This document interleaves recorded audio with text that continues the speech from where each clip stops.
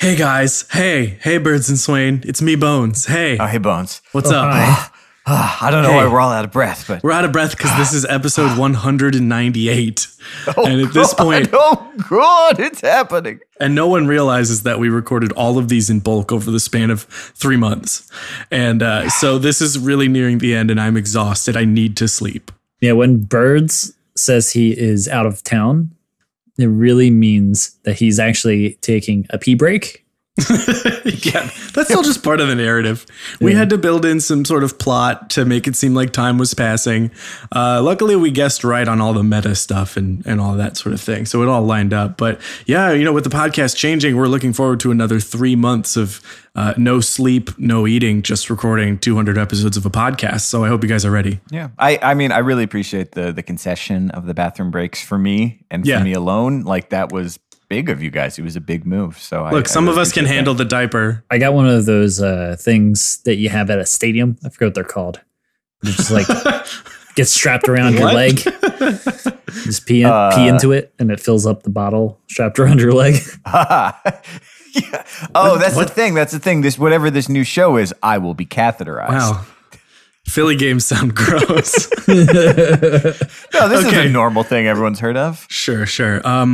Look, before we get into our big fun game we're going to play on this episode, we've, discussing it for a couple weeks. Y'all listeners know the show is changing and we've been deciding where it's going to go. And we figured we'd throw out a few of the names that definitely didn't make the cut. Yeah, we're starting to get some questions. People want to know. Yeah, what's going to change? What's going to remain the same? Name.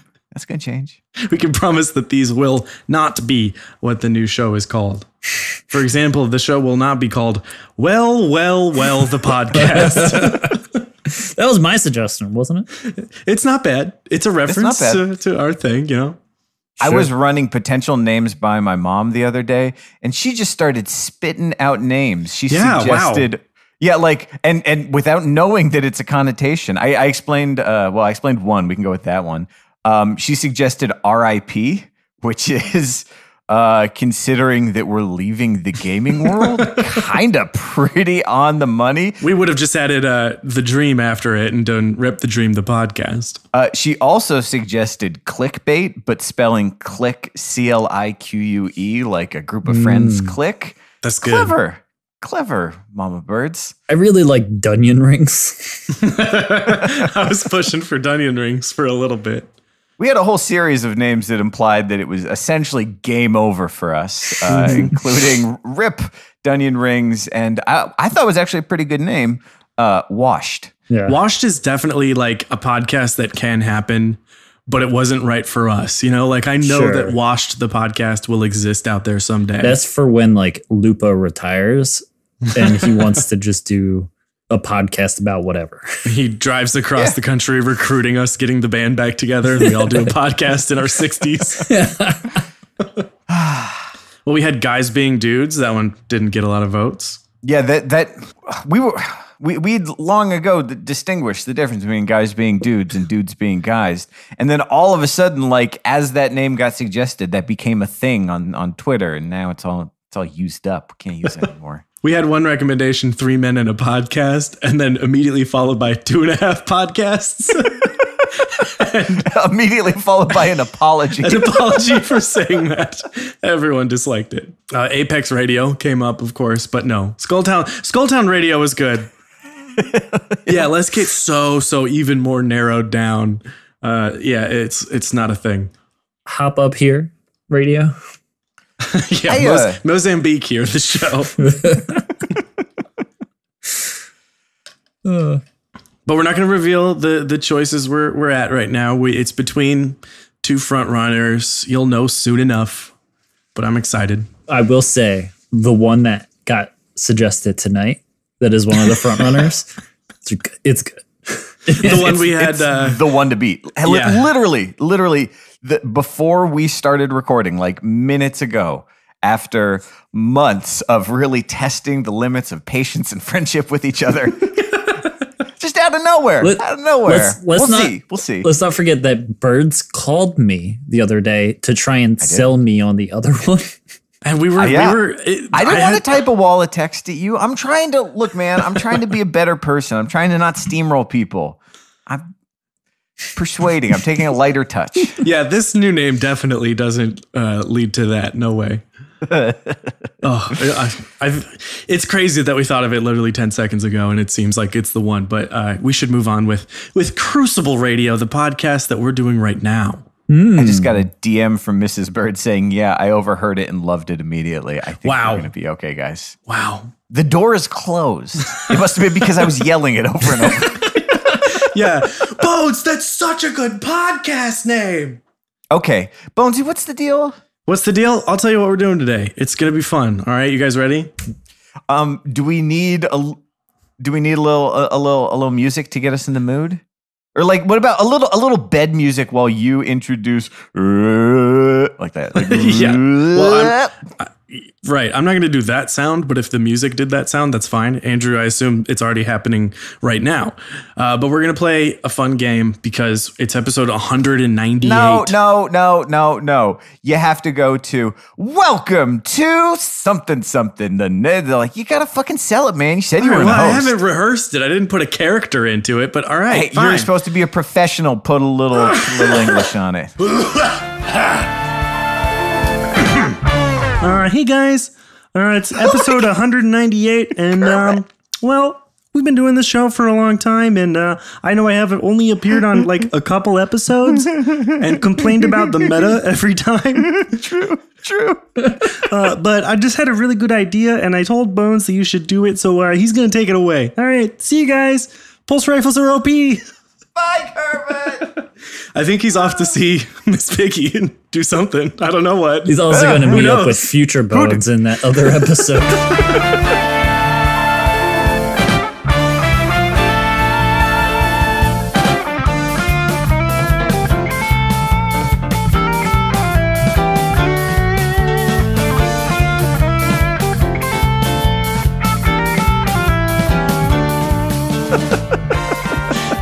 Oh yeah, did you guys know that Future Bones and Future Birds have been time traveling across the multiverse of podcasts, and who knows if they're going to make it back? It's a whole thing. We'll get into it. Are we going to reset the canon going into this new one? Or are we carrying all this shit along with us? Wait, the new podcast, okay either way. The new podcast is Crucible Radio New Game Plus, and it's just episode 1, but we start over and we know everything that's already happened, and we get to try to redo it. Oh, we're just going to prestige it this time. Oh, that's a terrible idea. We won't do that. Don't worry, folks. Okay, we are playing a game. Destiny has been out since 2014. We've gone through every type of meta. Well, a lot of types of meta, at least. There's been some guns that have captivated the audiences and some guns that have infuriated everyone, yet we somehow still just needed to use them because we play to win. But after all of this, after everything we've discussed on this show, there's all those strategy and tactics and mindfulness stuff. That's great. You'll never have to go without those, and they'll always be, usable going forward. But sometimes it's fun to remember which monsters and amazing weapons and incredible loadouts we've been talking about the most on this show. So today's podcast is the best gear and weapons ever in the history of Destiny, at least up to 198 of Crucible Radio. We are going to go through the exotic armors for each class and every main weapon type and discuss the best that there's ever been. And this goes for every meta if it was just particularly strong for a short amount of time. If you want to talk about that, if it really was the best and it's still memorable, sure. If it was from D1, sure. If it's just from D2, sure. But it's all of it. What has been on our minds the most when it comes to the stuff we use in Destiny? And there's only a couple rules. Oh, I love the rules. I know you love some rules. The rules are the first thing you bring up and the first thing we discuss that gets factored in because we are Crucible Radio is its power and effectiveness in the Crucible. Fair. I was going to argue that one, but then you pointed out that we are Crucible Radio and you got me. Yep. Sorry, Birds. You still have to do the show just a little bit. Trapped. And the second rule is after the power effectiveness has been brought up, you can make new arguments with style, flair, or power fantasy. So if the gun is just really cool looking, okay, it can be discussed. The other option here is that we'll just do shout outs, really. But this will be called like a wild card nomination. And that's a gun that, if we're being realistic and we're really making a guide for someone, it's not falling into the top 5 greatest weapons of all time or something like that. But it is one that stood out, was used by certain players and really gave a unique power fantasy or a totally new play style that stood out so much because of that weapon. And those are ones we're going to remember till the end of time, just even though they weren't like tier 1 meta choices. So those can happen throughout. You guys ready? Yeah. Let's do it. Okay. Let's start with weapons because we got more weapons than anything else, and we'll drop in some subclass stuff ever. We'll start small, right? We'll start with the little teeny weapons. What about sidearms? My nomination for sidearms would be Vestian Dynasty. Okay. The D1 version, I'm assuming? Yes. Yeah. Because it was the only one at first. It really was. Yeah, I mean, it literally got added to the game and there was only one sidearm ever. I had a couple exotics quickly come to mind, of course. But I don't know if one's actually considered that strong. It's just definitely iconic. I think Rat King is just one of the essential sidearms and, had such an identity, especially in the first year of Destiny 2. But the other one, I think that might arguably be the best, is Trespasser. Ooh. So Trespasser is good. Trespasser set the stage. And I think Vestian is an interesting choice because with Vestian, there was absolutely a big skill ceiling to it. I never got the hang of it because you kind of had to play with the travel time and all that. This was D1. But there are definitely some folks who had it down and could do the nasty thing you do with sidearms with it. For me, though, I feel like this is not a crazy choice to say that the one true sidearm is from D1, and it's the Iron Wreath D. Yep. This had Zen Moment, it had Hot Swap, it had Quick Draw, it had Sure Shot. This is everything a sidearm was supposed to be. It was light, it was fast, it played to it in every way the sidearm role. You pull it out quick with that Quick Draw. That swap action gives you that period. Hot Swap gives you the bonus accuracy. And then the moment you land that first shot, Zen Moment kicks in.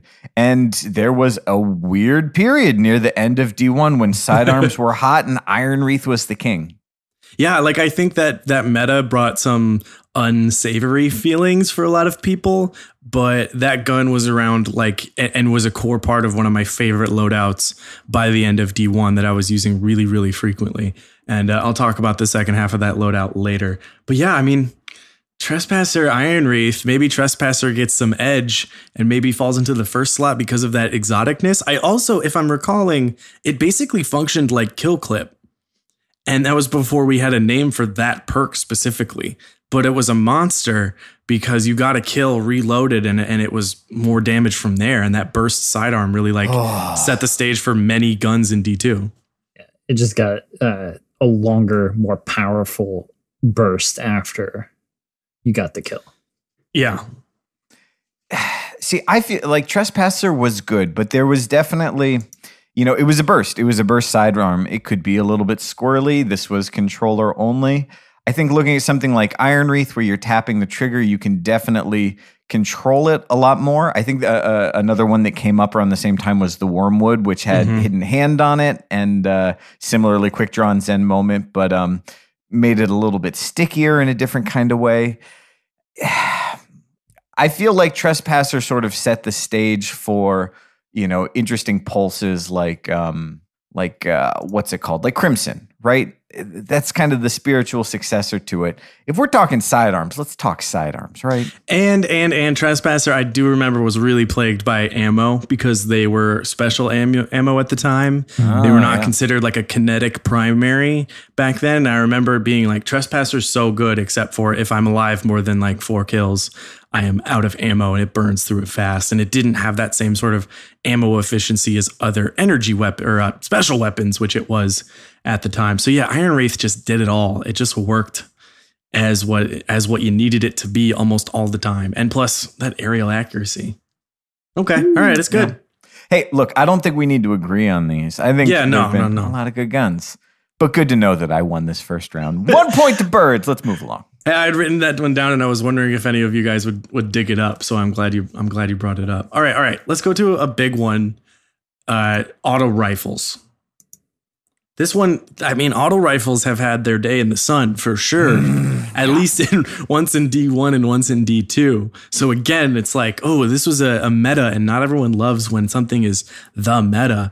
But there's multiple metas where auto rifles really, really dominated. I know exactly the one that I would nominate.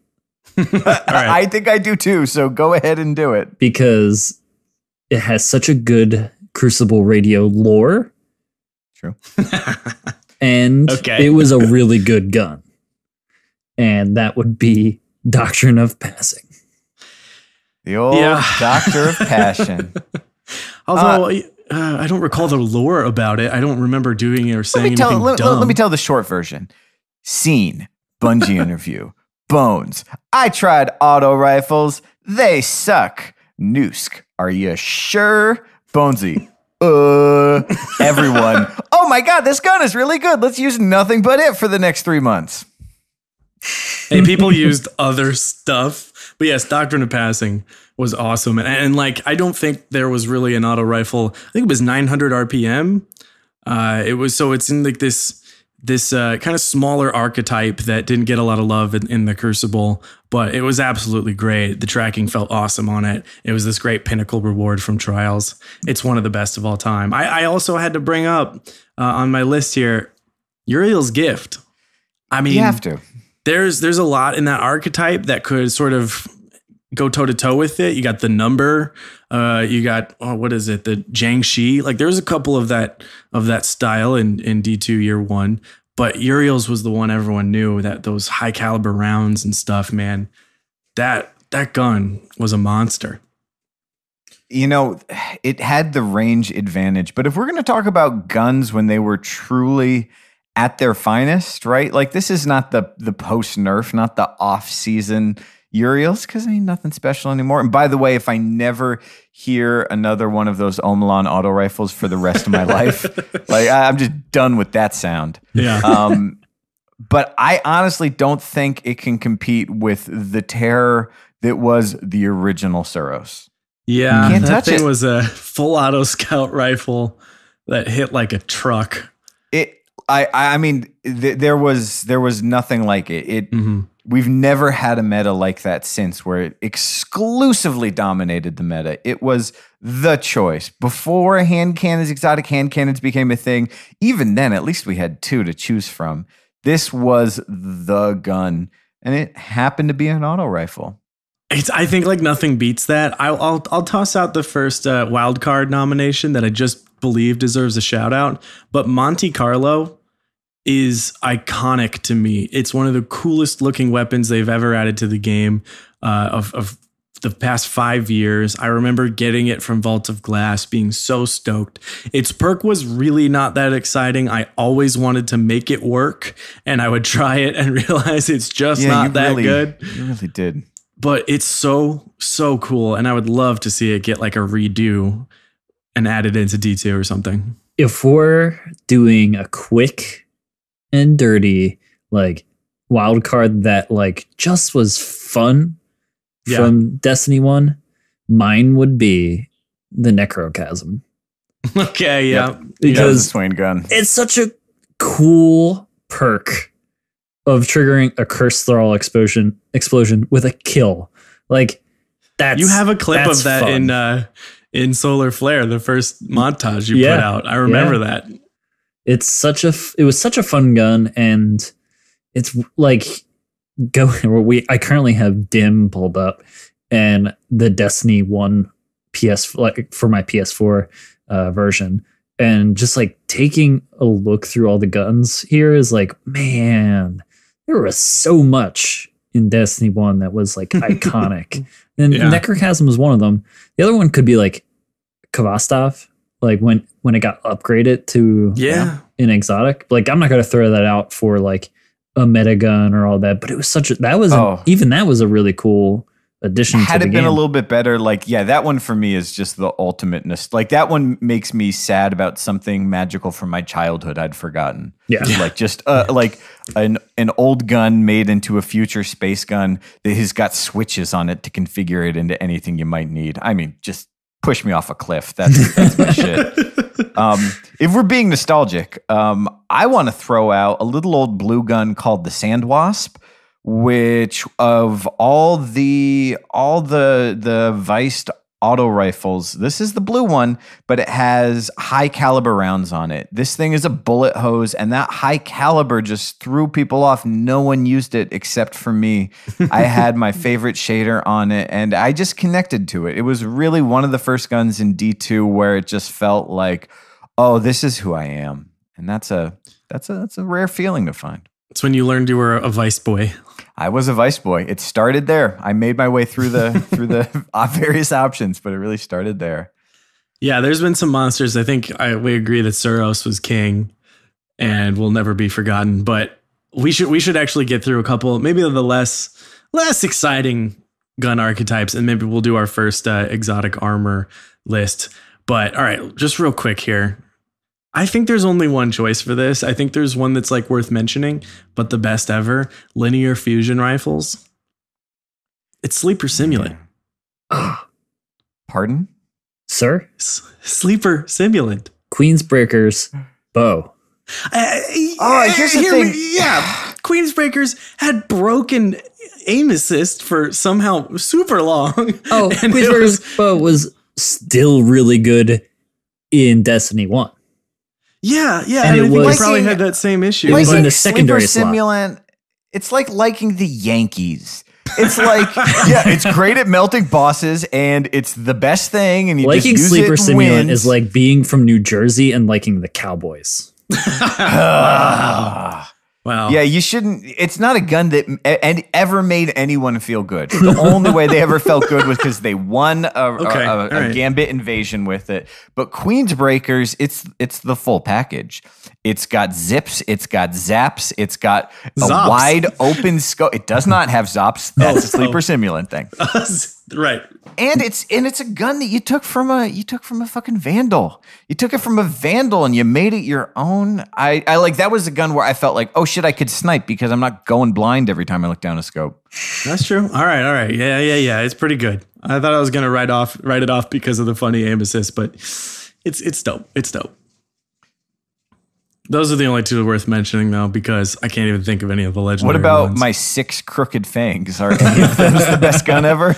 Birds, you're supposed to dismantle those. They're all I kept 400 calling light. the Tarantula. Yeah, that was on me. That's my bad. That is iconic. Yeah. Let's also do. Oh, I didn't write anything down because I forgot this is technically its own archetype. But what guys? What's the best trace rifle? It has to be Prometheus Lens because of the 1 week where it was laser tag insane. Weekend. Yeah, that's true.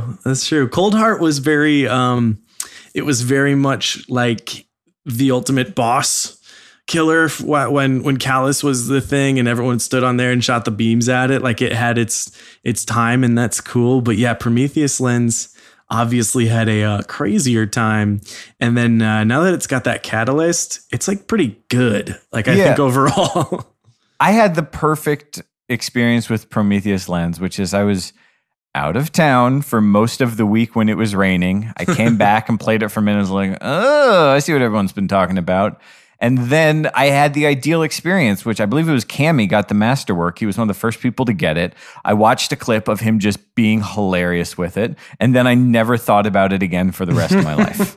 Perfect. All right. Shout out to Trace Rifles. Maybe we'll get more. They're all exotic too. I want some legendary ones. Do you? Yes. Yeah, maybe. I don't know. And if they're not great and they're really mean to me, then no. Maybe I didn't want them and I was just saying it to be nice. Okay, let's do. This is a D2 exclusive. Grenade launchers. Ooh. Now this is interesting too because there are two very distinctly different kinds of grenade launchers. There You've got are 3. Yeah, what's the third? What am I thinking of? You're not thinking of Colony. Yeah, I guess that's its own monster, if you will. But yeah, I mean, we've got breach loaded is the term, I believe, and you've got those Aura Wings Maul. The mountaintop Aura Wings Maul. Like the mountaintop is exotic in design, like for all intents and purposes. I think it stands out. It was this pinnacle achievement. I think I have to first nominate Play the Game. Yeah, hey, come on. Yeah, it's not tough. Old reliable. Yeah, right. It's just old reliable. It's the best. You get four kills from your heavy in Crucible. You've done a pretty good job. You feel pretty good, and it was fun. And things blew up. The colony's definitely the wild card here because of how it was just a wild card. You just shoot it in the air, shoot it towards someone. You shoot two of them because that's what it took. Play the Game was good, and I had a lot of kills on my Play of the Game. But I was really a grenade launcher boy. Like, this was the gun that defined me. The montage for the first year of D1 that I never made and I never will make. D2. Not really a montage guy. Of D2, year 1 D2, thank you. It was full of me using grenade launchers. But for me, I feel like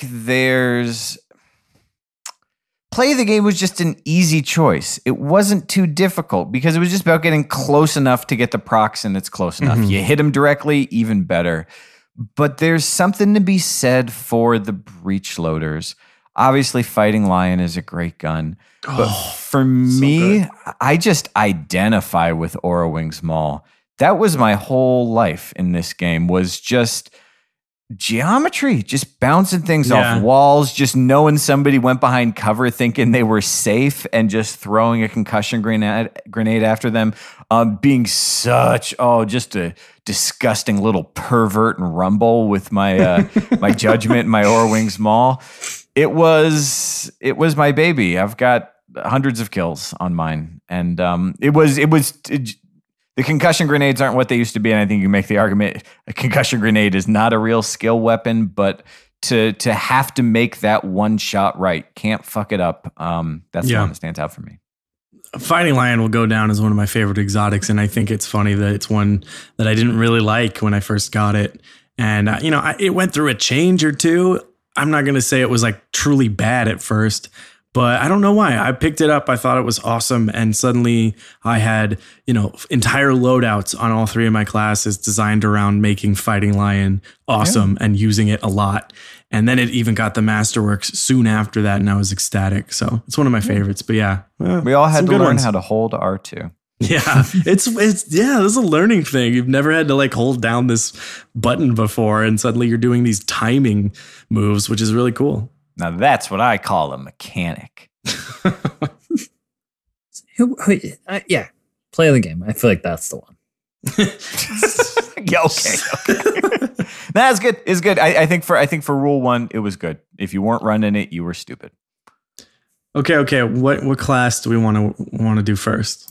You guys can nominate. We should do Warlock because that was the one that none of us are playing currently. I've touched my Warlock a little bit. I get a little Warlock time. But yeah, okay. I'll play your game. Okay. This was the first one that'll ever come to mind. Oh, I don't know if I can pick. This is a toughie. There's a lot, but Ophidian Aspect. Yeah, I knew you were going to pick that one. Snaky Boys. For that first item, the debate power effectiveness first, it is pure utility. It makes everything better in every situation all the time. It's good in PvP. It's good in PvE. It's just solid. I think that might be a fair answer. However, there are, I'd make the argument, this is not my suggestion, that Transversive Steps is up there. That's another incredibly solid utility one. But let's get into the fun stuff. You guys remember a fun little Halloween costume called the Ram, don't you? Oh boy. So the Ram, remind me, it basically gave you +1 to your armor. So suddenly you could not get like 2 head, 1 body. Yeah, it broke the basic 3 tap that was the norm in Sweats. I mean, in terms of sheer villainy, The Ram got exotic armor banned from sweats in D1. And it gave you heal on melees, right? Like every Voidwalker charged, melees, yes. Yeah, every charged void melee gave you health, and now that's like pretty essential in a few builds in D2. But like back then, it was like, oh my god, this thing is nasty. Didn't also used to mess up revive snipes. Yeah. You had to use like a different archetype of sniper, like a really high impact one if you wanted to get the revive snipe. The Ram was intense. A lot of people disliked it. I did not have the Ram before the Ram existed, so I had to use other stuff. And I believe I am quoting our good friend. Wow, let's not lie to ourselves. I am quoting my acquaintance, and I've talked to him a couple times, friends, Deej, who once introduced an episode of Crucible Radio by saying, "Void Fang vestments, throw grenade, die. Repeat, throw grenade, die," or something to that effect. Yeah. Void Fang was not perfect utility because you have to die to use it, but in Rumble, throwing a lot of firebolt grenades was pretty nice. Yeah, remember when Sunsingers were so good that you could wear Void Fang vestments and lose half of the exotic perk, which had to do with void stuff, and just use it on the solar subclass, and it was still really, really good? It's fine. Yeah, just going up against 3 Sunsingers in trials with Void Fang vestments or the Ram. Guys, this is looking at Dim for D1 is making me realize that I have a legendary Gauntlet Engram sitting on my Warlock. Open it! Go open it! I don't think I have it installed on my PS4, so give me a couple hours and I'll be back and let you know what's in it. You know what I learned from looking at D1? Is that my inventory is full of Jackalites, dozens of Jackalites, weapon telemetries, reputation boosters, raisins. Use them. Don't sit on your consumables. Just use them. Use them up. If you have no consumables, you're winning. You've gotten the value out of them and you're taking advantage of it in your gameplay. Don't hoard your useless shit. You're not going to need that health potion. But what will I do with this piece of celery? 7 paper glue. What was I thinking? Weirdo. Okay. One last Warlock thing. And you know what? I bet there's an argument that it's pretty good. But this is probably a wild card nomination. My favorite looking exotic piece in the history of Destiny, one that will always be in my head is my favorite look of all time, is the Light Beyond Nemesis. Yeah, I knew. It was my first piece of exotic gear. It was incredible at a certain point in trials because you could get a revive while fully sprinting. Picture that, folks. If you haven't played D1 in a while or you never did, you know how you can do revives in the Crucible? Imagine just running past and it worked. That was Light Beyond Nemesis. So it absolutely had a place in the Crucible for a time. But it's so cool. It's the coolest looking piece of gear anyone's ever made in this game. I would say that for me, the Skull of Dire Ahamkar is cooler looking for me. Well, whatever. That's my aesthetic. You're a goth. That's my aesthetic. And especially the Warlock or like the ornament that just came out for it. That's really cool. Let's just be happy that the Ram, the Skull, and the Stag are all just bones on your face, and it's dope. Yeah. Do you remember the first time we saw it was on Instagram? They dropped the first picture of the Ram, and we all went, "What? Yeah, it's like what freaky. Is that?" Yeah. Yeah. And we knew we all wanted it, and we were right. Warlock said some good stuff, some real good stuff. Back to weapons. Let's do another D2 exclusive, right? Because those limited pool. SMGs. There's only one. I feel like there's an obvious answer for this one.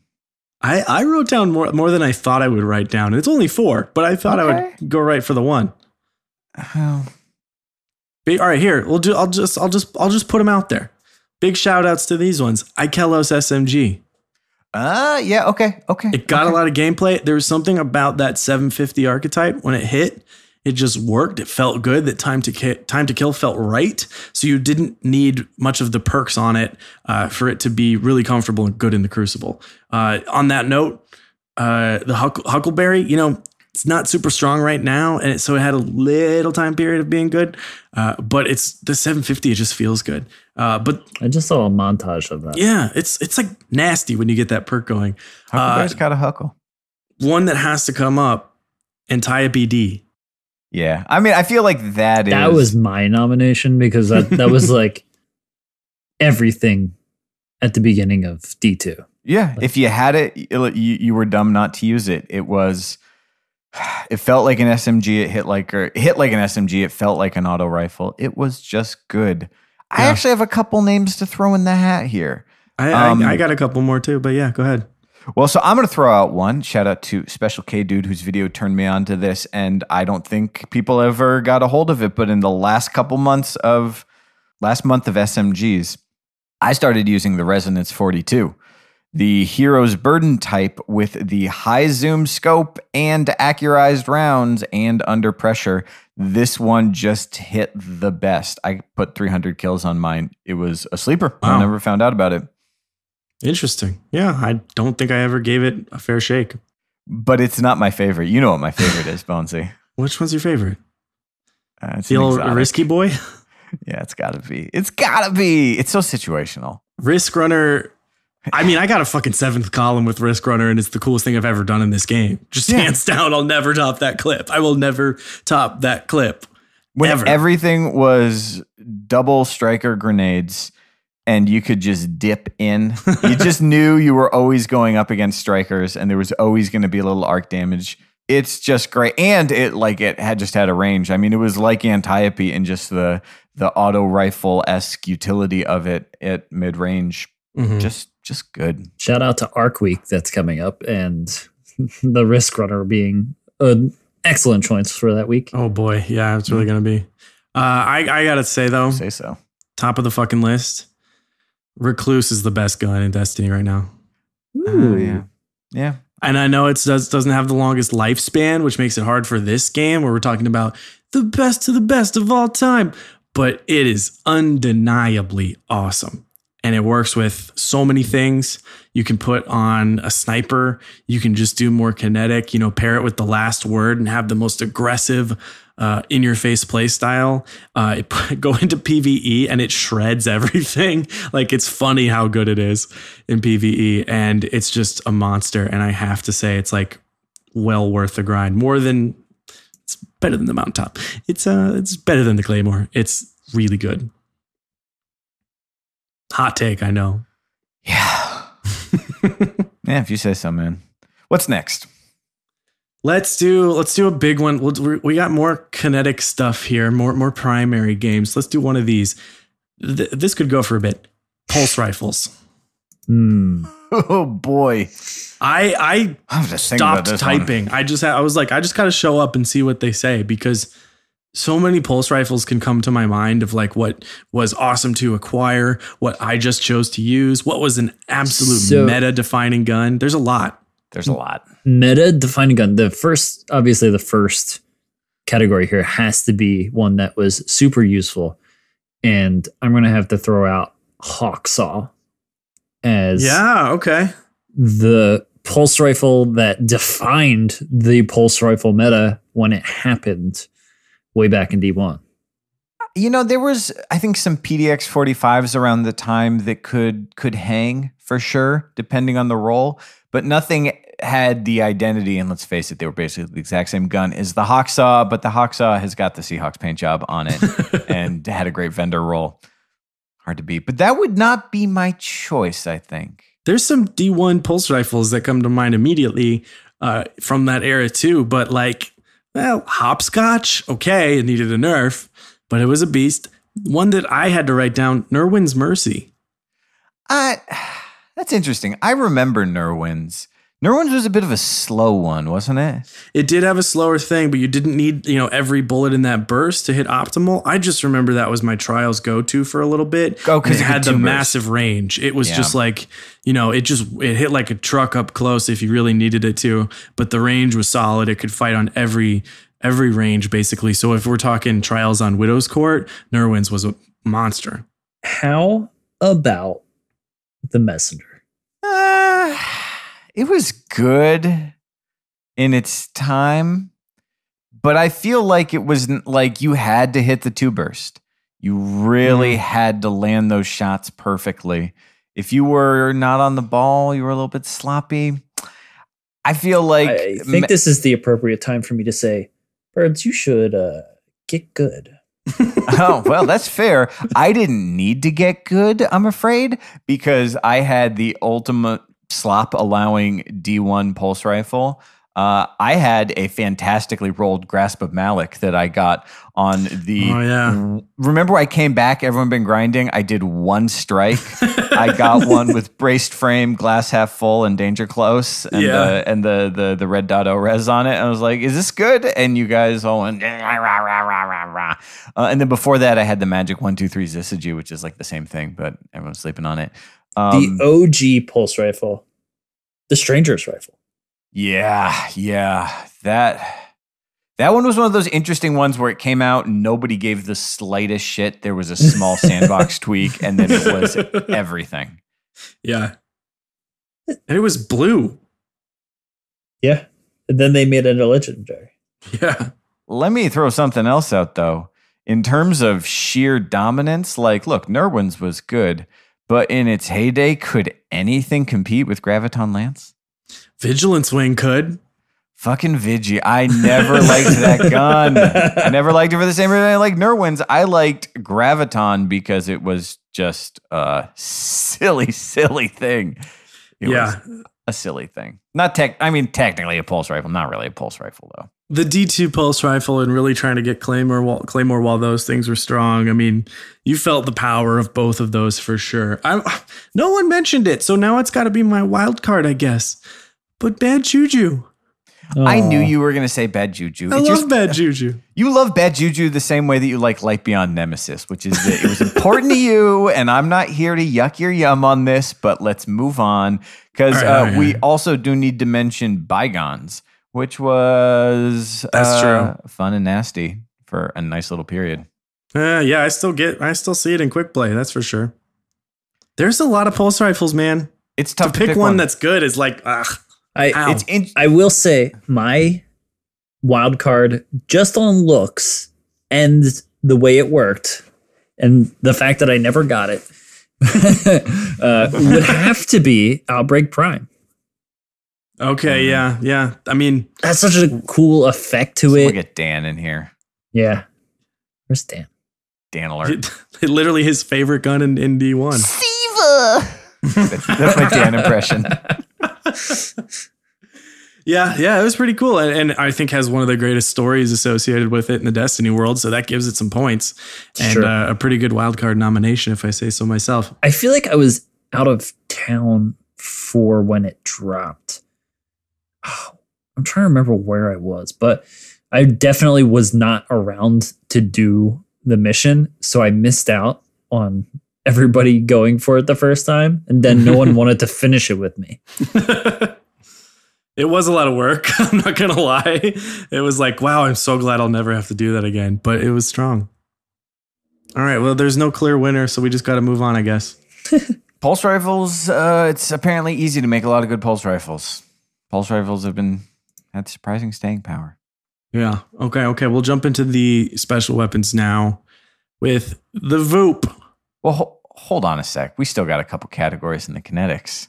We haven't been going through just kinetics. Oh, okay. We're jumping around? Yeah, we already did jump around the whole time. Birds, where have you been? We did a trace rifle. Linear fusion. Okay, trace fine. rifles count, all right? They're in the game. You got to talk about them. All right. Can I just read off my vault from D1? Yeah, but you just copy and pasted the wiki page for D1 fusion rifles. The ones that Swain liked. I think there's a clear winner though, and I think we agree. Go ahead. Here we go. All right. Light of the Abyss, Saladin's Vigil, obviously Telesto. Sure. The Vacancy, Thiessen FR4. Yeah. Yep. The Branded Lord, the Pantaray. Ooh. Each New Day. Huh? Darkblade Spite. Uh-huh. The Hitchhiker. Wow. Sure. Susanu. Okay. Ash Raven's Flight. The 77 Wizard. That's old. Did I say Saladin's Vigil? You did. I did. The Waiting. Nope. Pocket Infinity. Dear God, yes. Time. Stellar Vestige. And Praetorian Foil. I had that one. That one's mine. The Praetorian Foil was my favorite fusion rifle of all time. One of the rarest guns in the game, too. Yeah. So rare from Vaulted Glass, but like one encounter on one difficulty level. It was very hard to get. This just like, did someone at Bungie just stop working there? The person that made fusion rifles, they're just like, all right, well, I'm out of here. Because I just read off like 20 and they were all there. And there's like one in Destiny 2, maybe 2, if you're feeling sassy. That's okay, Swain. You'll always be a Vooper to us. You didn't mention a big one, which I think is like legitimately in the running for Plan Best C. Fusion in D1, and that's Plan C. Of course, yeah. Plan C, it like... I didn't mention it because it wasn't in my vault. It was equipped on my Titan. Because you never took it off. Just a quick shout out to the Pocket Infinity, which was only a monster for a short amount of time. But our good friend Maniac Greek. Oh, I also didn't mention Vex Mythoclast. Yeah, I guess that technically counts. Technically. But Greek would always reference that clip of a Pocket Infinity melting an interceptor, as in the vehicle. like when those things were just ridiculous on those big maps and you could just get in a vehicle and get 20 kills. And it's literally just one fusion rifle, just like, and just like large tank destroyed. That thing was insane. Absolutely insane. Yeah. I mean, my vote is definitely Praetorian Foil for best. And then the sassiest would be Plan C. Yeah, and we've always said, like, we want Plan C back, but, like, so many fusion rifles have that sort of quick swap perk. Yeah, but they don't all sound like Plan C. They don't feel like Plan True. C. It felt like something. It felt like you got your hands on... Like you were escaping from some kind of like fallen ship and you went to a gun locker and you grabbed the first weird looking thing you could find. And then the first time you shoot it, you were going, what the fuck? And it just felt good. It just felt solid, but kind of like it made cool noises. Yeah, that's fair. It's a good one. I think Plan C will always be a big one on this show for sure that we used to talk about constantly back in the day. You could just like honestly hit scroll and press play on a Crucible radio episode and we probably just mentioned Plan C really casually all the time. I think that one, there's a really good Plan C clip in Solar Flare as well. Oh, I wouldn't doubt that. Okay, birds, let's go back to a kinetic. Yay! I only wrote down one for this, but bows are technically a thing. The first one you get. They are a thing. I think the best one that's just the best statistically is probably a Le Monarque, but I don't have it. Yeah. So I say that with like a big bitterness in my heart. Like, oh yeah, it's the best one. Never used it. I really wanted to get down with one of the energy slot ones with Arsenic Bite, which we knew was not the PvP gun. With Subtle Calamity, which was good, but I could never really get down with the sight. I put, these are PvP kills, but I put 1,500 kills on my No Turning pack. I just, it was just magic. It was magic. The one that you get, the first one that you get. The first one you get. The first one you get is good. Still, I got it equipped. Yeah, Subtle Calamity is when I started figuring them out in Crucible because Keen dared himself and dared me that he was going to get a pinnacle Crucible weapon in comp using just bows, and then he did it. So I was like, fine. But Subtle Calamity was a fun one to grind for because I got one with Archer's Tempo and then Hip Fire. And it's all about that first shot. You take your time to line it up and you hit the headshot, and the next one comes fast. So you just hip fire, and it's incredibly good at hip fire. And it's a pretty amazing kill with two arrows. So it's strong, and I liked the game of equipping the last word or something like that and having that double primary game in this second year of D2 when you technically can do that, but it's smart to run a special weapon. So yeah, it's got a place in my heart. Okay, we'll do another big one. I'm saving some of the best for last. Or let's get some power out of the way. How about rocket launchers? Now, these aren't always OP in Crucible. You know, you can stretch more guns for more kills, but sometimes they just work really, really good. I have a few for this. I have one because I spent a lot of time with this rocket launcher because I didn't have a particular rocket launcher, and it would be the Hunger of Crota.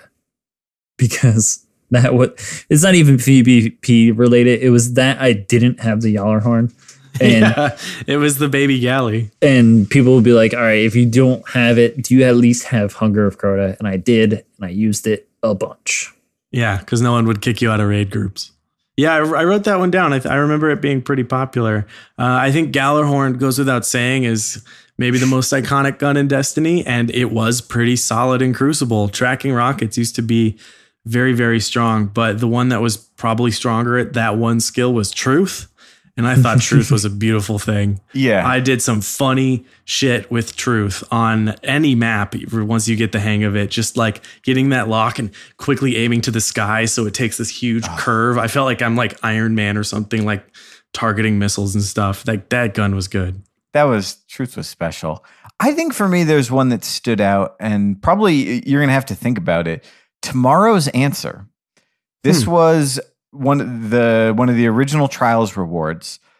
This was back when everyone was like trying to get a good roll on an Ash Factory. Yeah, I was just going to mention, remember Ash Factory? Yeah, so I had a God roll Ash Factory. I got lucky, I guess. I had Tripod, so it held 3, Javelin, so they went fast, and Grenades and Horseshoes, which you had to have. Prox Rocks. And then it was a hard one to get. But then they added as a Trials reward a rocket launcher that was, you didn't even have to go to the lighthouse to get it. It was like the halfway reward. It was yellow, and it was Tripod, Javelin, Grenades, and Horseshoes. And I had my perfect Ash Factory, and then I just had a bunch of these in my vault for all my other characters, so I didn't have to swap them around. It was the great equalizer when it comes to non-exotics. Everyone had the rocket launcher that could hang in PvP. I thought that was. I don't mind that move. Put it that way. I don't mind that move. Putting out a curated role and making it easy. It is goofy to think about. We only had like 3 options for power back in the day. So I was like, yeah, I remember using rocket launchers, but why did I use a rocket launcher so much? It's like, because that was one of very few choices. I had a Tormod's Bellows with the ideal setup, and that one was just like my go-to for the second. Or for the last whole year of D1, I think. I want to say there was a period, was it Greek who did the math on it?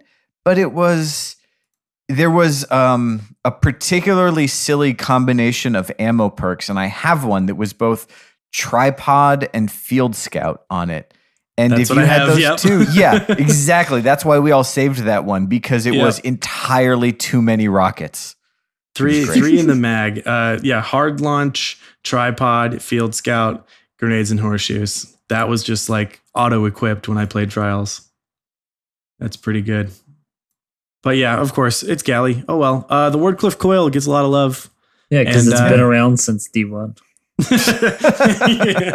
That's funny. Yeah, because it's currently the longest, or gonna be the longest life. If D2 goes like 3 years, it'll be the oldest. But yeah, I mean, like I personally think I'm always trying to opt for like more kills out of my power ammo, so I'll use Hammerhead or play the game.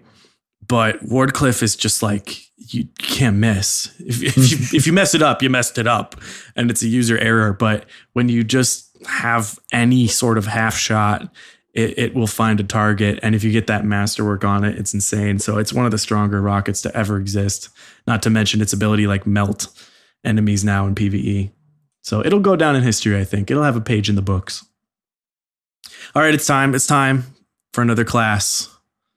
We already did Warlocks. What's next? Oh, let's do Hunters, guys. Okay. All right. I'm throwing them out there. I don't even think they're my favorite, but I'm throwing them out there. Bones of Yao. Oh. Yeah. I really wanted to wear.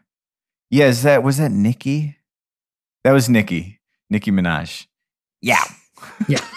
Jesus. I was like, what are you talking about? I really wanted to wear other stuff. Like I got Frosties and I was like, oh, these were fun, but I just could not do work without Bones of Yao on. I just needed them. I needed to be able to go all the way around Widow's Court in like 5 seconds with my Bones of Yao. Or you could put on triple jump and just do tricky shit, just playing around the jump off the side of something and then smash bros your way back up over at the last second.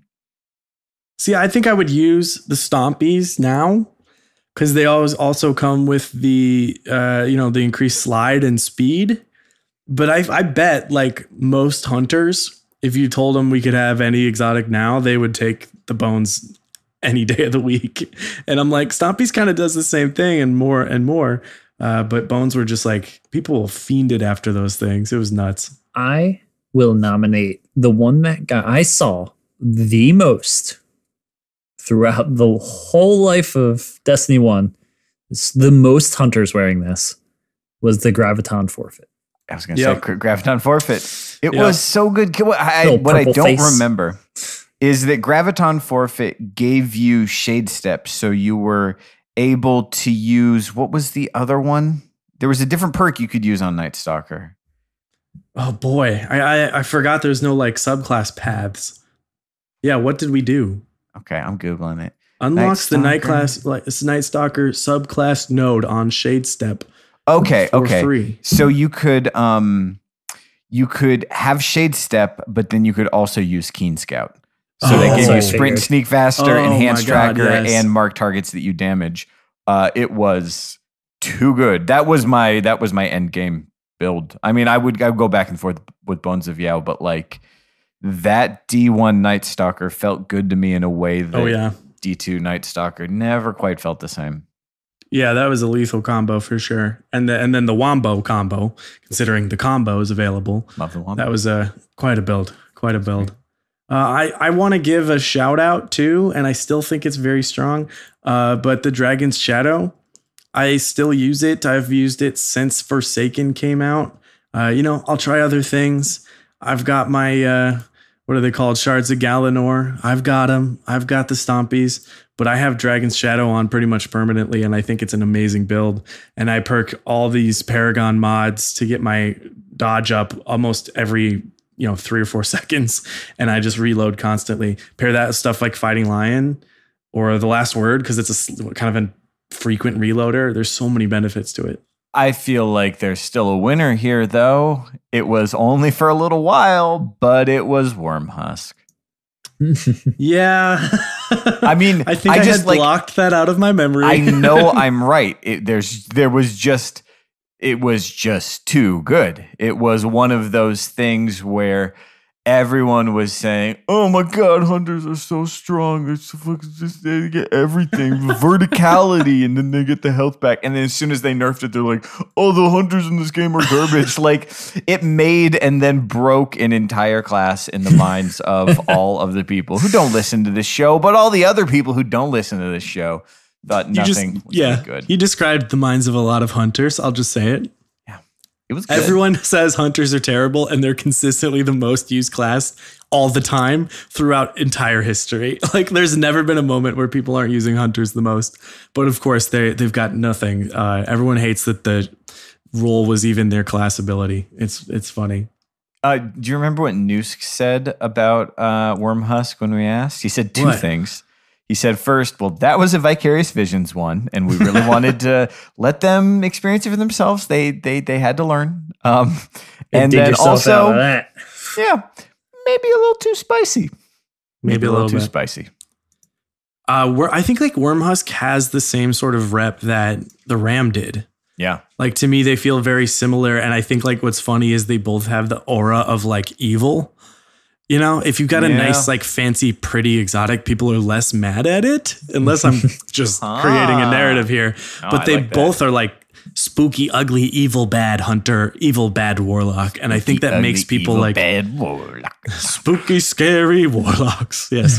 But yeah, I think it gives it this rep of like, I think that hate theory that kind of hunter. works perfectly when you think about the Titan exotics, and we'll get to that. Yes. Yeah. I think there's a theme there. Yeah, I don't know. I'm glad you mentioned Graviton because I forgot how beautiful that was in D1, and it's not quite the same in D2, even though it's one of the coolest looking exotics that's ever been done made. In my head, I associate Dr. Lupo with just that like weird like animation of a hunter shade stepping, like where he's throwing his arm out.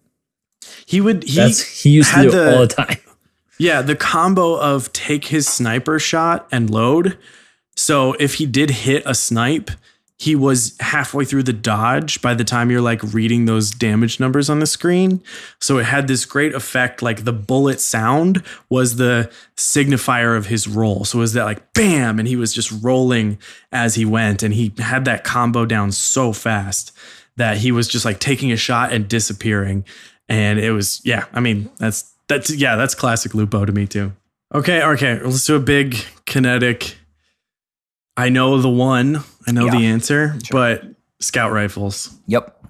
Not only did I know scout rifles were next, I think we're all on the same page for what the correct answer is. So let's not, because there's just an obvious correct answer and we all know what it is, let's talk about the other ones first. Okay, not like the others. The obvious correct answer for best scout rifle. Yeah, I thought that was going to be your nostalgia choice. Okay, I'm going to have to fucking fight you in a minute. I have a favorite that's I think is good, but is definitely probably a wild card. And it's an exotic from D2. But I truly believe that Not Like the Others was the most slept on gun in this game ever. Ever. It was so good for an archetype and a weapon type that was supposedly useless in the eyes of so many people. And I used it in trials, and I didn't use it as a joke. I didn't switch off to something in game 7. I went flawless with Not Like the Others on maps like Bannerfall and Rusted Lands. It was so good. I remember on this show talking about the MD reflex scope, the significantly improved handling that it brought, life support, occasionally giving me life like health on kills, like the old Suros.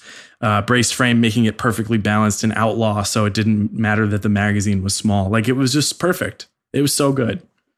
I had the vendor roll, which had third eye and life support and feather mag on it with the reflex scope, which makes it quite a lot like another scout rifle, but let's not discuss it yet. Now, this one is situational. This one made sense for Sunsingers, not for anyone else. But this gun, quite notably banned because it was a game breaker.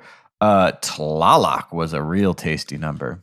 What a monster. I don't like Omelon too often, and I never loved the sound of Tlaloc, but it's 100% monstrous when you factor in its perk that it was just like faster but the same damage when you had your supercharged. And like better handling. Better and stability handling, too. Like it just got perfect. So just like archetype boost, yeah, and increased stability. And so you just sit on your Sunsinger revive the whole game. Yep. God, very that percussive. Sound. Yeah. Since we're talking about Omelon scout rifles, I'll bring up my favorite was the Tuanella. I thought you might bring that up. I hadn't heard that name in a long time, but that's a classic. Remember, that was one that Noosk identified as a sleeper of I believe small it's pronounced Tarantula. Yeah, that was like when I needed something else, but I just always wanted to use Not Like the Others. I'll say it's a wild card, but it's one of my favorite exotics ever made. The Polaris Lance. I have so much fun with that gun. I like that. It's really good. It's got great stats. The fact that it just fills on any precision hit, gives you one bullet. You rarely reload. It's just a nice perk. And on any big map, any reasonably big map, you can hang on to that perfect fifth bullet really long, like a long time, totally reposition. And then the next guy you see gets like 2 bullets and one explodes. And you're like, oh, that's cool. I forgot I had that perk going right now. And it's so fun. One of the best. this is a wild card. It's a bird's gun. But Black Scorpion is not only been pretty good this whole time, disgusting right now. But it also is just, I think it gets credit for me because I think one of the things that Destiny is up against is that the scout rifle type of gun is such a distinct video game trope. Mm-hmm. And Black Scorpion was really something Destiny only. There's not a scout rifle like that in any other game. And so points for that. Yeah, that's fair. All right. What's the best one, though? But the most standard of all scout rifle guns from the entire concept of scout rifle since the beginning of time is just a regular old gun that shoots one bullet at a time that kind of sounds like a stapler. Swing. The Mida fucking multi-tool. Mida, baby. The Mida fucking multi-tool. Yeah, I mean, it showed up in D2 and dominated. Everyone was outraged. It was so good on Trials on Eternity or whatever that map was called. Yeah, and it was just like bam, bam, bam, that high caliber rounds. Fizzer, episode 8, told us he used this gun exclusively. Yeah. He loves no radar modes and he's using Mida. We're like, Fizzer, that doesn't make sense. It has third eye. Isn't that part of the charm? He's like, no. Like, part of the charm is you could do anything with this gun and it makes you super fast. It's incredible. Fizzer with 6 people with Midas and just the sound of staples echoing as he grins up at the skies. Also, Mida gifted us the term, make him wear the hat. yeah, a little carrot in the scope. We realized got to aim a little slightly higher. I think MTash might have told us that. That's true. But yeah, we've had a really long history with this gun. Little secret, guys.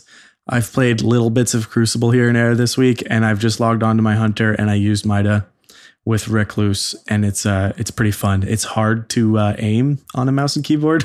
Like my super fast scout accuracy is not super strong, but it's like fun to just have, to feel that nostalgia and to be super fast again. So it pairs well. And then the couple times I pick off someone at distance, swap to Recluse, and I'm good. That's an easy one. Super scary graviton shivers down your spine. I'm not going to do a whole cover of that song. Okay. Well, all right, we got to jump. We'll have to jump back and forth. Oh, we haven't done HMGs, heavy machine guns, or just machine guns. What do you guys think? You guys remember any classics? There's one that's like, pretty nasty from back in the day. Yeah, I think I know the best one, but there's one that's kind of like worth mentioning. So the one that stands out to me is the BTRD. The BTRD. Wow, yes. BTRD gets the distinction for being the ultimate configurizable gun because it could be re-rolled. It was a good archetype to begin with, but I just had so many of them saved in my vault. I loved this gun. Hidden Hand, Small Bore, and Feeding Frenzy, great fun. Hidden Hand, Quick Draw, and Rodeo, great fun. It was just a solid gun. It was a real solid gun. Hidden Hand, High Cal, and Feeding Frenzy. Yep. Hidden Hand is the important part. But yeah, you could just do some nasty stuff with it, and it would show up after they did the whole light reset thing. And people were like, "Oh, you're still using that?" It's like, yeah, I am. Do you guys remember Yolder's hammer? No, of course. God, it hit so hard. It was so strong. Just 2 bullets to the head killing people at times. It was, oh my God. I have a pair that you guys are probably not going to remember, but these were, I believe, at least this first one was Dark Below era. It was blue and red because remember when Crucible guns had to be hideous? Yes, I remember that phase. And you could only buy like 2 of them the whole season because they were so expensive. There was a vendor roll gun called Against All Odds with Field Scout, Persistence, and Grenadier on it with accurized ballistics. And that was like that was the first good gun I got access to and was like, oh, this is good. Everyone was right. I had no idea because I was still using my my Badger CCL because it was the only legendary I had. And then I got that one and put a bunch of kills on it. But I would like to give a shout out to a green machine gun that was broken. It was broken. Shout out to, I believe, Fallout Plays for digging this one out. This is the Xerxes C. It was a green machine gun. And the reason why this was so fun is because it was the 59 rate of fire, but it had focused fire. So when you zoomed, you could ADS in, you could tap it, and I believe it two-tapped. It was inappropriate. They fixed that. They fixed it. It was absurd. It was absurdly good. Those headshots were nasty. I have a clear winner in my mind. When this came back as part of a quest, you return to the Cosmodrome for a second. It's very nostalgic. It's beautiful. What? Thunder. I can't. Oh, now I get the sounds you were making. Yeah, I'm not singing. And I thought that's what the quest was going to be. I thought it was just going to be like a nostalgia trip. It was the first gun, the first exotics they showed at E3. They go to that first mission. And some guy's like, I got a Thunderlord. So it goes way, way, way back. But I was like, yeah, it'll be fine. And then I used it. And the modern Thunderlord now is ridiculous. The speed up perk, but just in Crucible, like if you get consistent shots, you get that like thunder strike coming down from the sky. This thing has the most monstrous weapon in the game. Like I think it's one of the best guns just all around, and if not the best HMG we've ever seen in this game, save for maybe like a few select conditions on a few broken weapons. It's so good. And I love it. I love that it was not just nostalgia, that I wanted to have it on me at all times once I got it. I think that's one of the best aspects of these new quests. If you're going to bring something back that's old and nostalgic, at least make it really, really good. So that's a clear winner for me. I don't disagree. Well, I'm just scrolling what we haven't done. What haven't we done? Okay, we've done those. All right, we got to save those. Let's do... We're going to have to go to special weapons because these are going to have to be broken up. Yeah, there's two more. We can do a special and then we can do another class. Okay. All right, let's just do shotguns. The best shotguns in Destiny's lifespan thus far. So there was a really interesting period during the re-rollable shotgun era where I believe there was really 3 contenders and they all had you kind of decided who you were in the difference in rate of fire. On the fast firing scale, you had the Judgment 6. I understand, not super popular, not the one that comes to mind. But then very, very close to each other in rate of fire and impact, but slightly different. There was the Matador 64 and the Party Crasher +1. God, Party Crasher was wonderful. There's something to me about that barrel on Fellwinter's and Matador that I felt like I wasn't aiming right. Like the actual physical barrel was too small. I felt like I aimed best with that because it was an all-American gun that was just red, white, and blue. Yeah. But also, like I just knew where to point that one in a way I didn't with the others. Yeah, I'm not sure. It never clicked with me, and I always wanted. I wasn't trying to be scrubby. I just wanted to use the best. But something told me I was going to like Party Crasher more. I remember the game. You were there, Birds. We were all playing quick play, and I finally got one to drop. I went and spent 200 shards or whatever re-rolling it. Yeah, I was really happy. But it's so good. Party Crasher. Eventually I went on to get different roles once they removed shot package and stuff. But it was really good, and I felt like I was like finally one of those elite players trying to use my really, really good Party Crasher. I remember eventually just having rangefinder and performance bonus on it and stuff like that. But yeah, Party Crasher was always great. Let's just go ahead and say Fellwinter's Lie is the best one from the experience of playing Destiny 1. But my wild card vote has some inside hilarity. It's mine too, I think. And it's the universal remote. Yes. Purely because it was amazing. Yeah. And for Fallout getting just boned by Bungie. I was going to go with him getting kicked in the nuts by Bungie, but we all remember.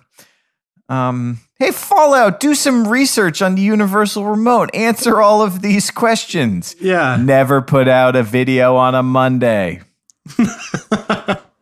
Yeah, that thing got nerfed, but I remember playing Inferno with it all the time. It became a favorite of mine over the years, where it was just like, yeah, I'll always keep that in my inventory. I don't think, Swain, I think you're right. I don't think anything can really compete with the line in the sand that was Fellwinter's Lie. And I think we've had some pretty good shotguns in D1, but nothing that, and probably this is a testament to the fact that they were a little bit better balanced. So there was never kind of that room for a name to just be so universally reviled. But I think D2 has had a couple. We got to mention Acreus because it's... Oh, yeah. It's pretty funny. But for me, I got to say, I like Dust Rock Blues.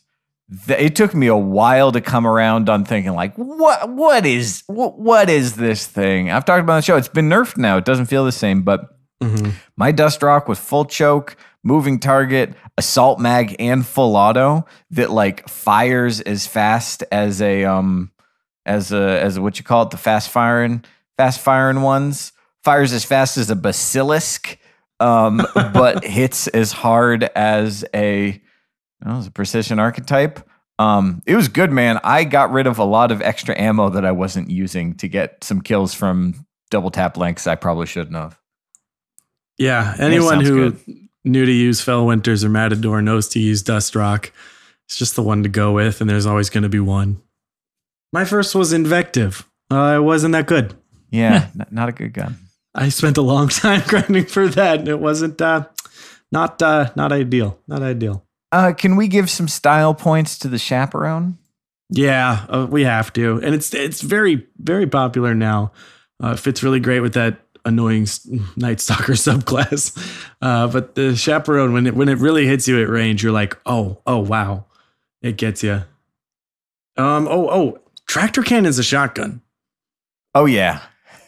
In terms of, like, if we get to do Rule 2 style player fantasy and just effectiveness, like, it's been strong. Like, Tractor Cannon's wild. It's a really cool, unique space weapon that makes you think of something crazy. Like, what if it's a gun, but it doesn't do what guns do, and it's like a portal gun, Like, it's that level of different.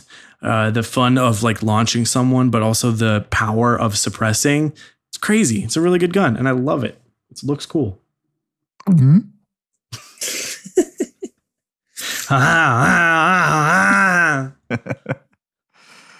Okay. We're home stretch here. Is it Titan time? I think it is.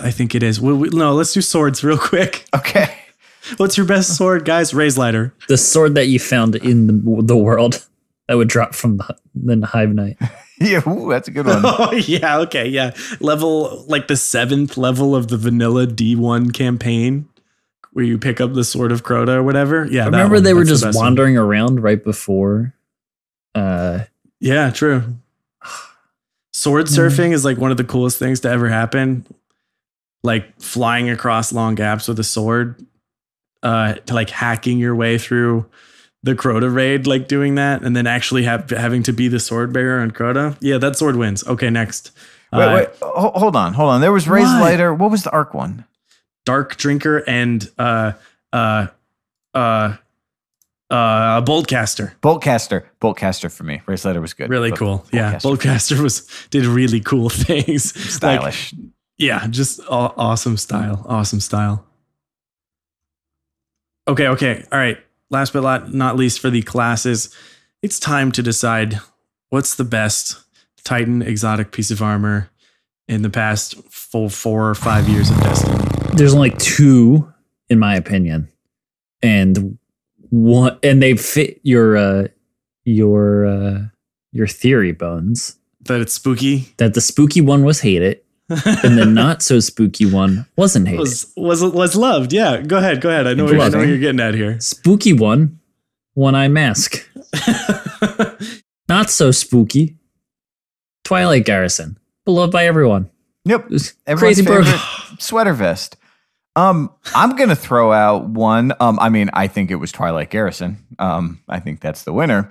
I'm going to throw out one that deserves at least an honorable mention, and that's No Backup Plans.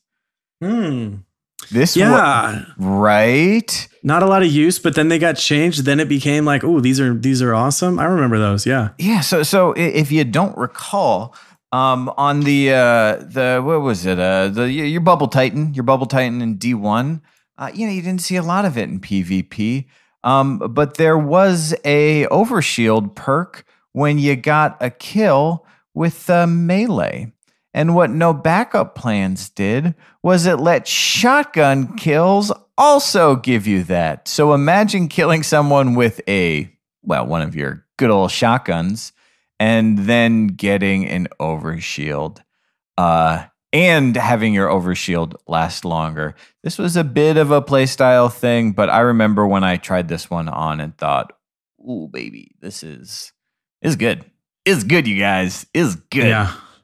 Yeah, I mean, I think Synthos or Syntheseps, to say the full name, stand out to me as the way I sort of figured out my style in D2.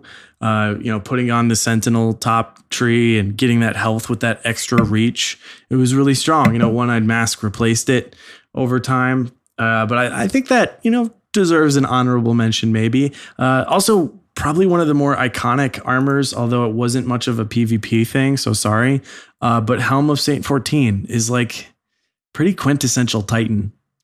Yeah, that's got the look.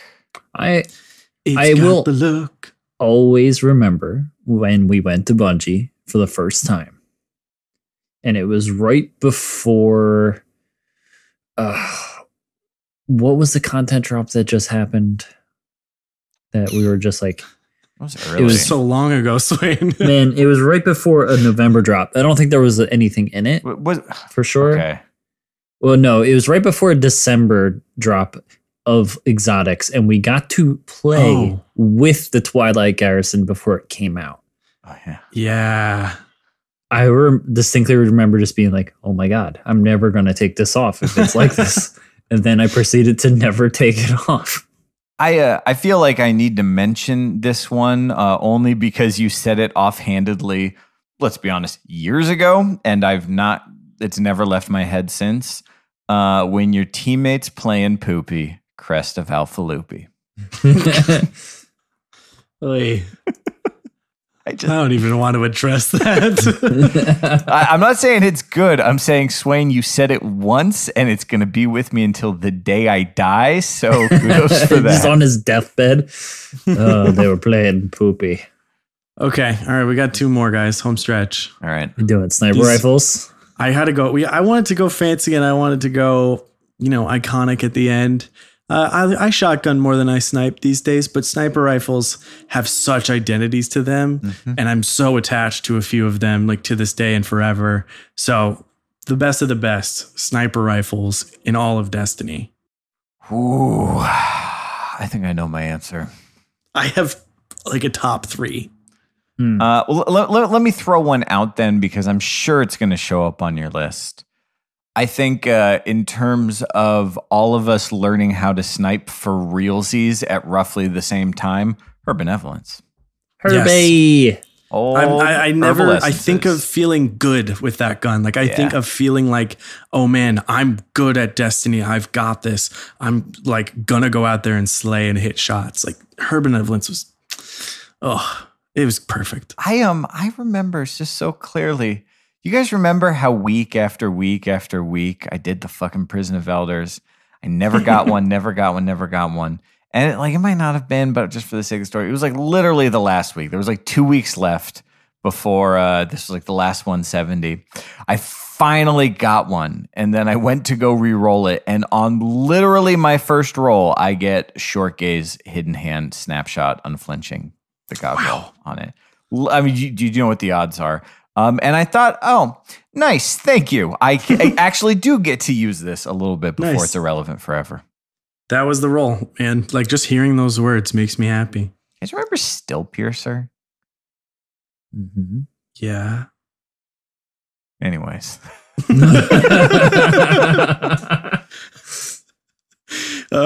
Okay, obviously. Not obviously, but I got to talk about this one. I think it's still a wild card. I think like really, really good players made it really, really good. But one of my favorite things that I would love to have again, even though we kind of can, is the No Land Beyond. We can set up sniper and kinetic now. I can put on a sidearm and a sniper if I really, really want to. But doing it back then, even putting on No Land with a shotgun, like I felt like I was doing something crazy. Like I was pushing the boundaries of what could be useful in trials and things like that. I just remember such amazing plays of dodging around as a Night Stalker with that loadout. No Land was awesome. It was like player fantasy, perfectly nailed. And also, everyone thought it was the worst gun they'd ever made in the entire game when it came out. And it's important that we all remember that. And we all learn from this. Just like I learned from it when I later said the same thing about Doctrine of Passing. No Land Beyond is really good. Bones, do you remember the first time I ever went to the lighthouse? It was you, me, and Ev. Yeah.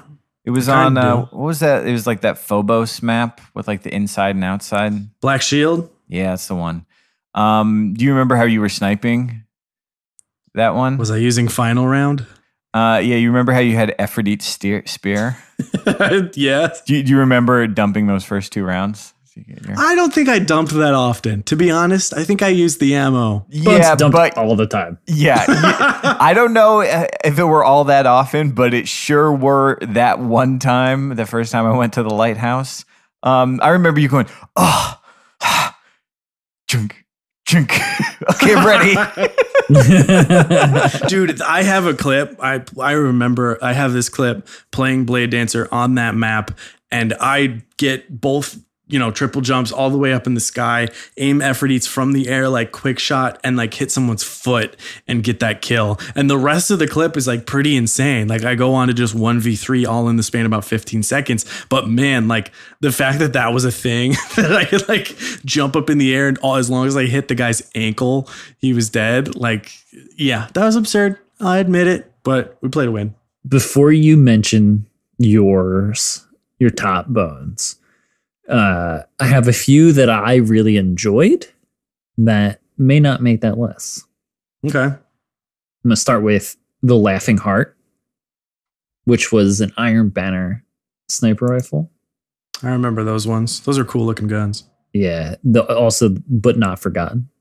That was the other one. Wayloran's March. Praetor's Revenge. Oh, Praetor. Yeah. Yeah, this classic. You're kind of hitting all the ones of a certain type, but if we're talking about that type, what about the Supremacy? Yeah, no one had that. Never had that gun. No one got neither. It was you and M-Tashed, or like maybe just M-Tashed. Yeah, he liked his though. Yeah. Yeah, there's a lot of, I think there's a lot of good names. I think I loved that about D1 is that there was just so many and you can kind of choose like, longbow synthesis and 1,000-yard stare. Didn't you do sort of things? The winged word for a while, Bones? Yeah. Oh my God, that trial sniper. That, yeah. Oh, I didn't get it for like 9 weeks. So it's like I didn't get enough time with it because I was robbed of it every week. And I would go flawless on 3 characters and not get the winged word. But the thing highlighted everything. It had snapped. It was perfect. Literally just flawless in terms of perks. But it was so good. But yeah, I mean, the best sniper that's ever been is an old favorite that went away. Icebreaker. Oh, Icebreaker. I'll never forget you.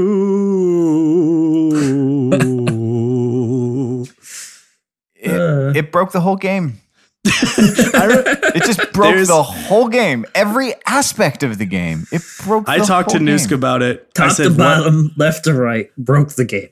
I said, what did you do? Why did you have to do that? And he said, it needed to be done. And I said, not like this. Because Icebreaker got, oh my God, it went from top to bottom so hard. But man, like the fun I had with that gun, the impact it had on PvE was stupid, obviously. Sitting up top in the vault, just like waiting 6 seconds for every shot.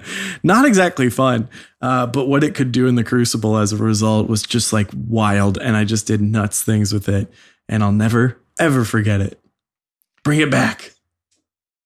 Bring it back with just the stats it had in D1, like the first time, and then not regenerate free ammo. Just bring that back. Like, let me just have that. I'll use it as an exotic. I feel it had like 100 aim assists or something. That was it. Like, if you ever saw like people no scoping in COD, you would see they would just not scope until it was time to shoot and then just scope shoot. Like, they would just tap it and get it. And Icebreaker was that gun. It was just built for the quick scope.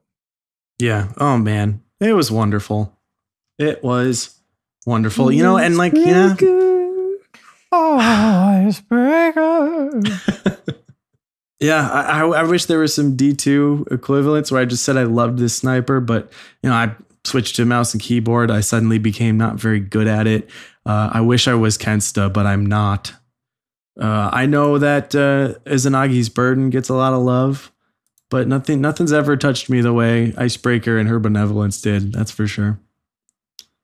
I will say Silicon Neuroma. Yeah, that's a good one. Worth the grind, like a satisfying reward, a great look to it, and definitely nasty. I spent a lot of time with that gun. Yeah. Silicon. Oh, Silicon. Doesn't work the same. Bring it back. Doesn't have the same ring. Okay, last but not least, should we do it? Thorn? Okay. Bring it home. That's the end of the episode. Thanks for calling. Okay, see you at the Crucies next week. I have a bit of a wild card answer here. Hand cannons. Let's do it. The first curse. Rats. Bones, you shut up.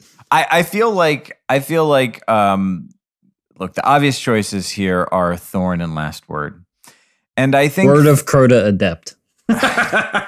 Thorn, when all the raid guns had to be exotic and you had to have like 17 exotics. That one.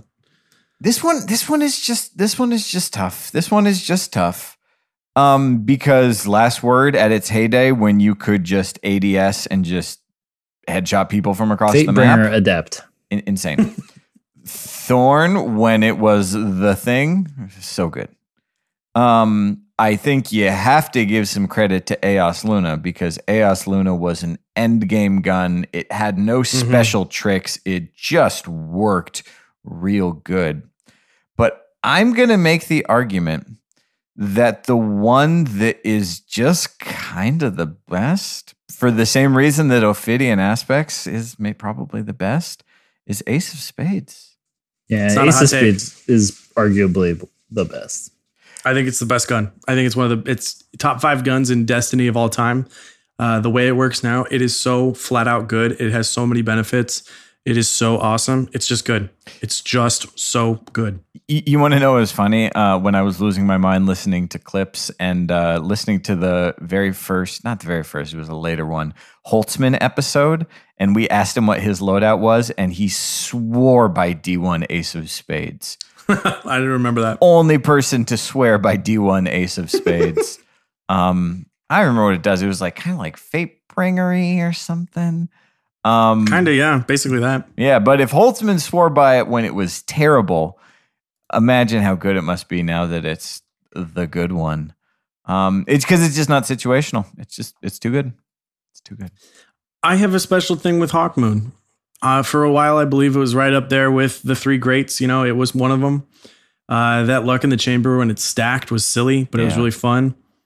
It was cool. It had this great look. It was right up there with Monte Carlo with like 2 of the coolest looking guns. I got it my first Vault of Glass, I think, and I loved it. I love it. I never got it until they gave it to everyone for free. Then it wasn't good anymore. My favorite hand cannon is Sturm. Is Luna. I'm just kidding. Whew. Is that it? Y'all remember it, Lil Will? That was right when I first met you, Swain. Hanging out with your old clan, talking about Lil Will. I guess I should say that Not Forgotten is one of the best hand cannons ever, and I love it. Yeah, it's pretty good. Pretty good. It's worth the grind. That's pretty good. At least once. Is it though? Yes, do it. Do you feel like you won't understand I know people say it should be easier to acquire Not Forgotten, but you'll never understand the satisfaction of actually I can't even keep up this bit. I was just about to book a flight so I can slap you. Not Forgotten is kind of like the Sekiro of Destiny, and therefore should not be easier to acquire. It is that worth it, and I wish that I could say it's a gun for everyone. It's just not, unfortunately. Guys, totally unrelated. I was thinking about getting Sekiro and then paying someone to beat it for me. Is that fun? Yes, I think that's funny. Do it. Okay. Or you know what? Maybe just say you did and like download or like find a screenshot of the last level or the cutscene that says you won and just post it. I don't know what everyone's complaining about. This wasn't so hard. Yeah, just be like, you're like, I really hope this campaign was longer. It only took me a few hours. Just lie. It'd be funny. I'll just reply to every single reply with, no, this is real. This is real. It happened. Yeah, this happened. This is real. No, but it is real. It is real. This is a fun trip down memory lane, even though there's definitely some D2 guns that will just be incredibly good and have great memories when we are blowing up our vaults because the Cabal attack again. But like, yeah, this is some really fun ones. And it's wild how Swain mentioning the name Tuonela, I'm like, wow, like brought right back to it. It's cool. It's cool. There's a lot of good collections here. So if you've made it to the end of the show, you must actually like us. And you're probably wondering what is next for CR. We can give you, I think, a couple details at this point, help answer a few questions. Next week, we've got the Crucies. It's going to be fun. Episode 200 will be the final episode of Crucible Radio. And it's not going to be a regular episode. Not going to be this. No more. 201 will be a different thing. A couple practical questions. If you are hanging out with us in the CR Discord, don't worry. We're not changing it up. It's a community. We've got an identity. It's not going anywhere. And if you want to find some good people to play Destiny with and want to hang out with us casually, enjoy the good stuff, go to discord.gg/Crucible Radio. If you follow us on Twitter or you follow us on iTunes, you listen to the podcast, you follow that, you're not going to have to change anything. These things are going to remain intact. As you know from the beginning of the show, the name of the show will be changing. And I'm also just going to throw out there, Crucible Playbook is a thing. It's still a good thing. It's not going anywhere. We're not going to make it new podcast playbook. It's its own thing. Go there and take care of each other. Try not to be too salty, or I'll burn it all fucking down and lock the door behind me. Is there anything else we can tease at this point? I would say the main thing, hey, look, don't worry. We're going to take care of you. This is going to be a good thing that happens, and you're not really going to have to do anything except keep tuning in on Monday mornings. There's a big fun thing happening online that will line up with episode 200. Oh, yeah. So we will certainly remind you that it's online, but that won't be like podcast content. We went above and beyond, and it's internet YouTube content, and it's super fun. And I just told some friends and family last night out to dinner, like all about it. And they were like, you're insane.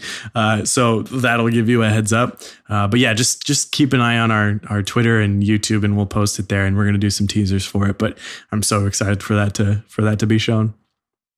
Yeah. I think that's it. I can say, if you're worried that we don't have anything to talk about after episode 200, we have a Google Drive document that is very long. It's literally just a manic list of stuff. Yeah. So we got plenty coming your way. And if you are on Twitter, tell me what gun we missed. That was your favorite. Sounds like a deal. Almost done, guys. Currently torturing Lego with fusion rifles from the past. Hey, Lego, remember this one? Remember this one? Remember this one? Yeah. I would go play D1, but I uninstalled it and don't know where the disc is. So I guess I'll go play D2 and keep using Recluse because it's amazing. But that's it, folks. Bye. See you next week. Crucies.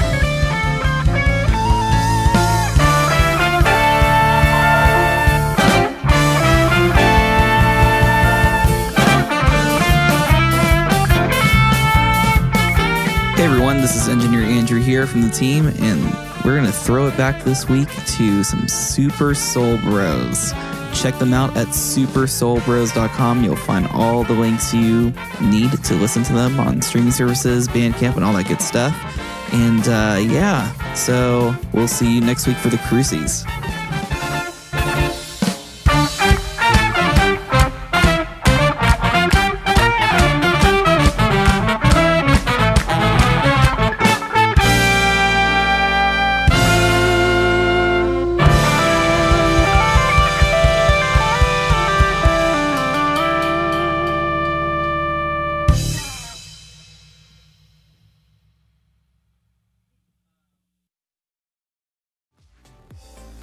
Hello everyone, Swain here. You know that Crucible Radio is your source for all things Destiny PvP, and I know you want more than just this video, so make sure to head on over to crucibleradio.com to find all of our past episodes, detailed Crucible maps, t-shirts, and much, much more.